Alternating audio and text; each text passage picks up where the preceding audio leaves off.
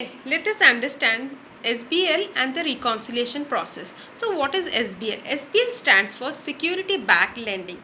It is a lending process, or it is a process of making loans where the securities are kept as mortgage or collateral, and the securities can be stocks, bonds, or any kind of investment. Okay, so and here the capital is readily available because the securities are kept as collateral.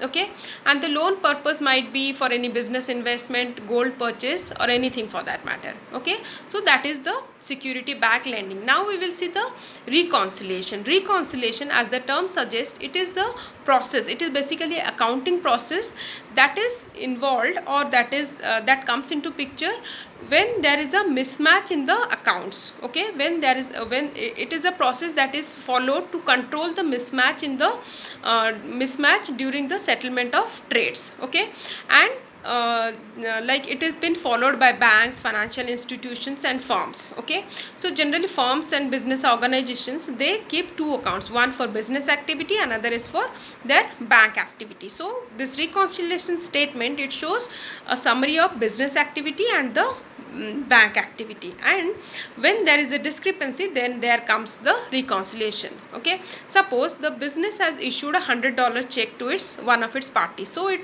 denotes this particular activity by denoting a transaction of $100 credited in its journal. Okay, and the same the amount goes, the check goes for clearing. However, the check has not been deposited, so the amount has not been debited from its bank account, so it doesn't show in its bank account. So there comes a discrepancy or mismatch. So when the company or the firm sits for the reconciliation at the end of the month or so, then it has to tally both the bank account vis-a-vis the business activities, and it comes to know where the fault has been, and then it gets draws the conclusion and it settles the trade. That is how the reconciliation takes place. Thank you very much.